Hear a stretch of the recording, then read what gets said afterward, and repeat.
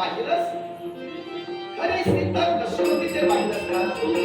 पतीबद्दल असणारी एक निष्ठता जिचा मुराद आहे तीच माझी सीता. एक ना एक दिवस सत्यभामा कोण आहे ते दाखवून देईल. माझ्या पायांना स्पर्श करणे चुकलं म्हणून जा. आता बसू नको.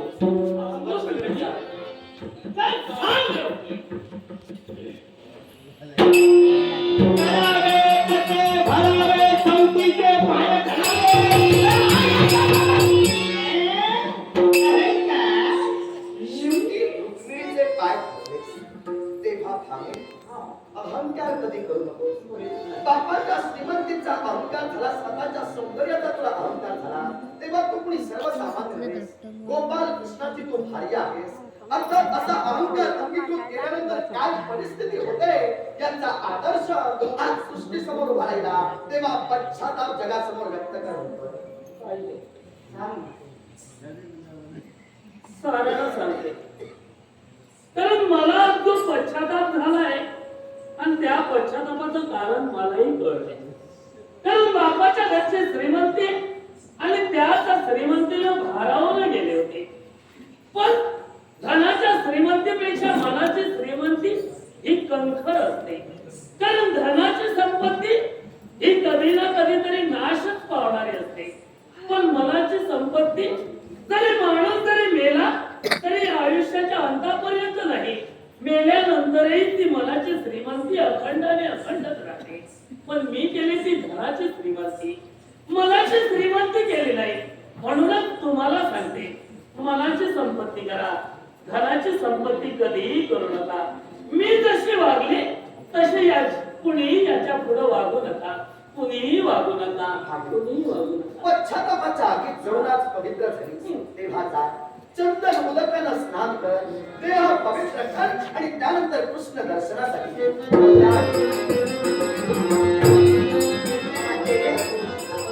राहिला प्रश्न माझ्या हनुमंताचा, तेव्हा त्याची इच्छा पूर्ण कर.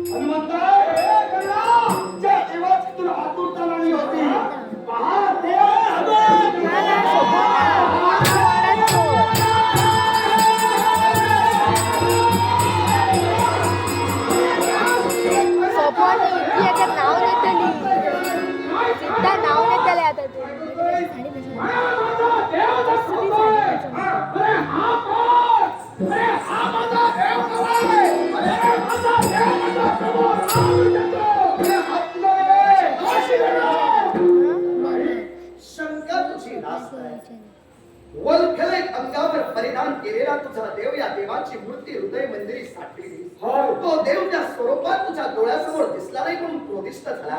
पण हनुमंता, अरे राम तोची कृष्ण आणि कृष्ण तोची राम. देवा, मी मान्य करणार नाही.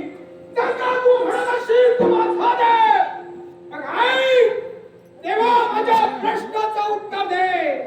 प्रश्न माझा आणि उत्तर तुझं.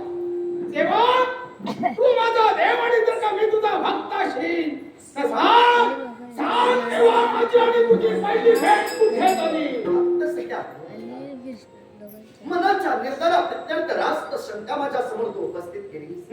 तुझ्या देवाची आणि तुझी पहिली भेट ही जगासाठी अभूतपूर्वच होती. कारण तुझ्या देवाची आणि तुझी भेट पहिल्यांदा कुठं कशी आणि कशा स्वरूपात झाली हे कोणा जगासमोर तर उलगडलेलं नाही. या प्रश्नाचं उत्तर या कृष्णाने जर तुला दिलं तर मीच तुझा देव प्रभू रामचंद्र आहे हा दृढ निश्चय तू करशील. ऐक, अरे मी कुणी सर्वसामान्य नव्हे. दुर्वास ऋषींच्या इच्छेसाठी खऱ्या अर्थानं अंबरीश राजकर्त्यांनी हरिदिनी व्रताची सांगता केली आणि या हरिदिनी व्रतात दुर्वास ऋषींना भोजनाचा आग्रह अंबरीश राजकर्त्यानं केला. तेव्हा दुर्वास ऋषी खऱ्या अर्थानं भोजन ग्रहण करण्याआधी गंगेत स्नान करण्यासाठी गेले. पण वेळ टळली जात होती म्हणून दुर्वास ऋषी येण्या अगोदरच अंबरीश राजकर्त्यानं भोजन ग्रहण केलं. त्यावेळी दुर्वास ऋषींनी अंबरीश राजाला दिलेला शाप, राजा तू दश गर्भ भोगशील. अर्थात अंबरीश राजाच्या इच्छेसाठी आणि त्याच्या खऱ्या अर्थानं सुखासाठी ते दश गर्भ या वैकुंठीच्या नारायणानं भोगण्याचा मनोनिर्धार केला.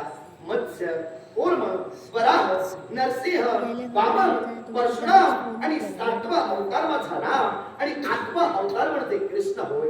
राम माझ्या अवतारात तुम्हाला अभूतपूर्वाचं सहकार्य केलं. तेव्हा रामाची आणि तुझी पहिली भेट कुठं झाली हा प्रश्न तू माझ्या समोर उपस्थित केला. 8व्या अवतारातला गोपाल कृष्ण 7व्या अवतारातली माझी भेट तुला कथित करतोय ती कोणत्या रीतीने आहे? पंपा सरोवराच्या ठिकाणी मी आणि लक्ष्मण एका सरोवराच्या ठाई एका वृक्षाच्या छायेत निद्रा घेत होतो. मी माझ्या सौमित्राच्या मृदू अंगावर म्हणजे त्याच्या मांडीवर माझं मस्तक ठेवून निद्रा घेत असताना पंपा सरोवरावर असणारा एक महाबलाढ्य वृक्ष, या वृक्षाच्या फांद्या एक मरकट सौमित्राच्या दिशेने टाकत होता. सौमित्राचा क्रोध अनावर झाला. या फांद्या जर या मरकटानं आमच्या दिशेनेच टाकल्या तर राघवाच्या निद्रेचा भंग होईल. म्हणून त्या क्षणी सौमित्रानं हाती धनुष्य घेतला आणि बाण मंत्रांकित केला. सौमित्रानं त्या क्षणाला तो बाण जर सोडला असता तर या विश्वात तुझी माझी भेट कधीच झाली नसती. आणि म्हणून त्या क्षणाला सौमित्राला रामानं रोखलं. सौमित्रा बाण सोडू नकोस. आपली मरकट सर्वसामान्य नव्हे पण त्या क्षणी खेळलं ते काय? तुझ्या मातेला बाल्य अवस्थेत तू प्रश्न करत होतास, माते माझा देव कोण, माझा गुरु कोण, माझा स्वामी कोण? त्यावेळी तुझी अंजनी माता तुझ्या प्रश्नाचं उत्तर द्यायची. जो कोण तुझा यज्ञोपवीत आणि तुझी गुप्त कौपीन ओळखेल तोच तुझा देव, तोच तुझा स्वामी आणि तोच तुझा गुरु असेल. तेव्हा पंपा सरोवराच्या ठिकाणी सौमित्राला मी थांबविलं. त्याला बाण सोडण्यासाठी जो खऱ्या मंत्रांकित धनुष्याला बाण केला होता त्या बाणाला स्थगिती दिली आणि त्याच ठिकाणी तुझा स्कंदी असणारे यज्ञोपवी आणि तुझी गुप्त कौपीन राघवानं ओळखली. त्या क्षणाला तुझ्या जीविताचा स्वाहाकार हा रामचरणाशी तू केलास आणि त्यावेळी देव आणि भक्त यांचा अनोखा संगम या सृष्टी समोर निर्माण झाला.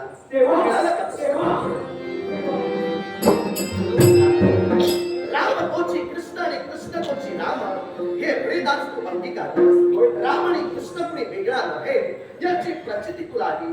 पण म्हणतात अरे मला मित्रासमोर माझा दिसतोय तो भविष्यकाळ. हा भविष्यकाळ मला या सृष्टीच्या कल्याणार्थ उज्ज्वल ठेवायचा आहे. तेव्हा तुझं सहकार्य मला अपेक्षित आहे.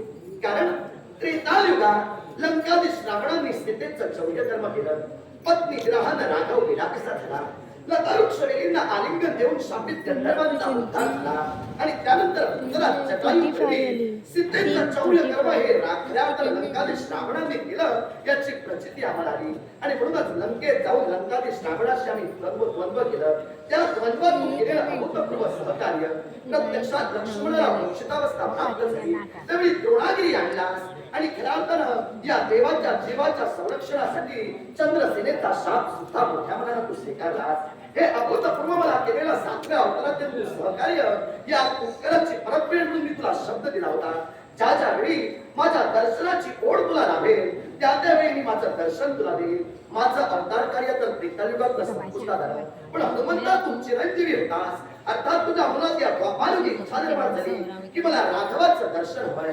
अर्थात ते दर्शन तुला घडवून आणत तुझी इच्छा परिपूर्ण करण्यासाठी हा असा कला नाट्याचा संगम मी घडविला आणि माझ्या चरणापर्यंत तुला आणला. यातून मला एकच साध्य करायचं होतं आणि ते कोण काय असेल तर हनुमंता अरे पुढे येणार गुरुचं समरांग धर्म प्रस्थापना या तुझ्या देवाला प्रस्थापित करायचे. तेव्हा पंच पांडवांचा कैवार भविष्यात गोपाल कृष्ण घेईल आणि 100 कौरवांच्या नाशाला मी कारणीभूत ठरेल. जगत जेते रती महारथी यांचा सेवक होईल. नवी धर्म प्रस्थापना भविष्यात साकार होईल. तेव्हा पार्थाच्या रथाचं सारथ्य कर्म हा गोपाल कृष्ण करेल. 5 घोड्यांच्या रथाचे बाजवर मी माझ्या हाती घेईन. त्या क्षणाला धनुर्धरी पार्थाच्या रथावर आणि त्याच्या ध्वजस्तंभावर हनुमंता तू स्वतः आरूढ व्हावास अशी माझी इच्छा आहे. कारण त्या महाभारतीय युद्धात कित्येक महाबलाढ्याचे रथी महारथी विघातक अशा शस्त्रांचा प्रहार माझ्या रथावर करतील. त्यावेळी त्या खऱ्या अर्थानं विघातक अस्त्रांचं ग्रहण तू स्वतः करावास आणि ज्या रथाचा सारथ्य कर्म हा गोपाल कृष्ण करेल त्या रथाचं संरक्षण करावंस असा शब्द मला तुझ्याकडे हवाय. तेव्हा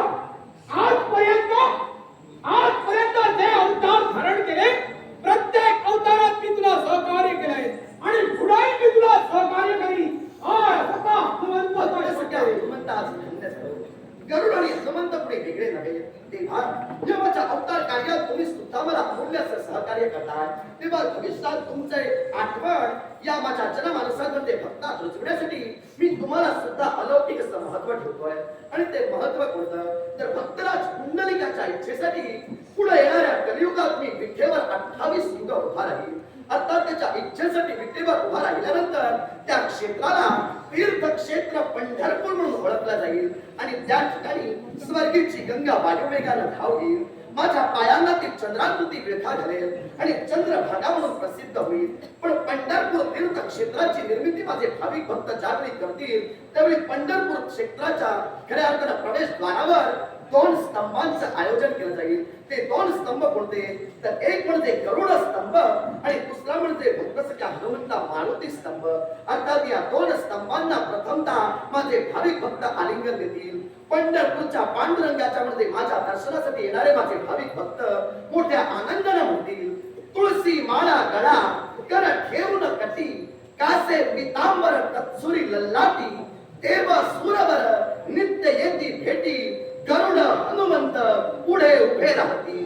गरुड हनुमंत पुढे उभे राहतील असा माझा मंगल धन्य झालं देवा.